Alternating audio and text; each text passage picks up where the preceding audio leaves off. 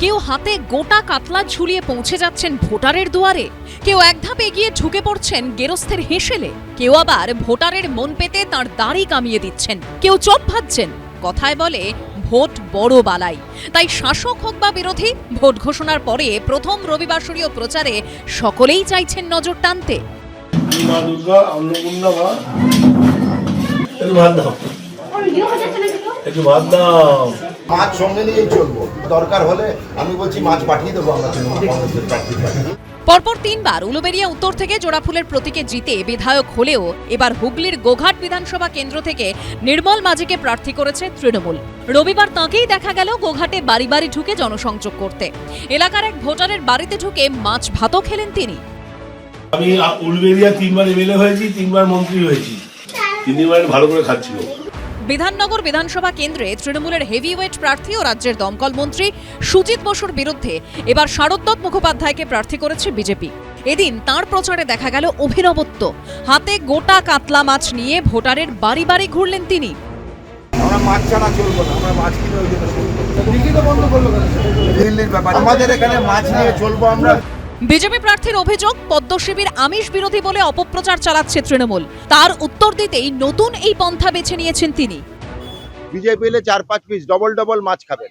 আমার সংঘাত হচ্ছে রাজনীতিবিদ সুজিত বোসের জন্য, কেন উনি লড়ছেন যে পার্টিটার জন্য, সেটা দুর্নীতির প্রতীক, প্রশাসনিক ষড়যন্ত্র, প্রশাসনিক সন্ত্রাস এর প্রতীক। জোরদার প্রচারে নেমে পড়েছেন উত্তরপাড়া বিধানসভা কেন্দ্রের সিপিএম প্রার্থী মীনাক্ষী মুখোপাধ্যায়। প্রচারে বেরিয়ে এদিন ভোটারদের হাতে তুলে দেন নিজের ফোন নম্বর লেখা কার্ড। মানুষ জনপ্রতিনিধিকে জেতায়, তারপরে তাদেরকে পায় না। আমাদের পার্টির তরফ থেকে আমরা মানুষের সঙ্গে একটি কানেকশনের ব্যবস্থা করেছি। একদিকে জনসংযোগ, অন্যদিকে চমক। প্রচারে বেরিয়ে শাসক বিরোধী সব প্রার্থীদেরই একই মেজাজ। কোচবিহার দক্ষিণের তৃণমূল প্রার্থী অভিজিৎ দেব ভৌমিককে দেখা গেল এলাকার মন্দিরে নাম সংকীর্তনে অংশ নিতে। কখনো করতাল বাজালেন,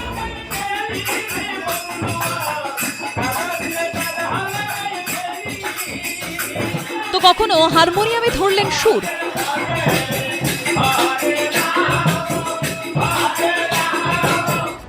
বাঁকুড়ার ছাত্রা বিধানসভা কেন্দ্রের বিজেপি প্রার্থী সত্যনারায়ণ মুখোপাধ্যায় আবার প্রচারে বেরিয়ে বেকারত্বের ইস্যুকে সামনে এনে রাস্তার উপর চপ ভাজলেন।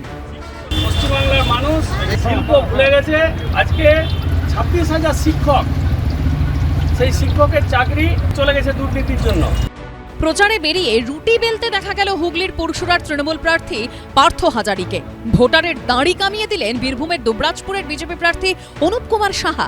হুগলির আরামবাগে আবার জমা জল পরিষ্কার করতে দেখা গেল সিপিএম প্রার্থী বিথিকা পণ্ডিতকে। বাপন সাঁতরা, পূর্ণেন্দু সিংহ ও রঞ্জিত সাহের রিপোর্ট, এবিপি আনন্দ। এবিপি আনন্দ, এগিয়ে থাকে, এগিয়ে রাখে।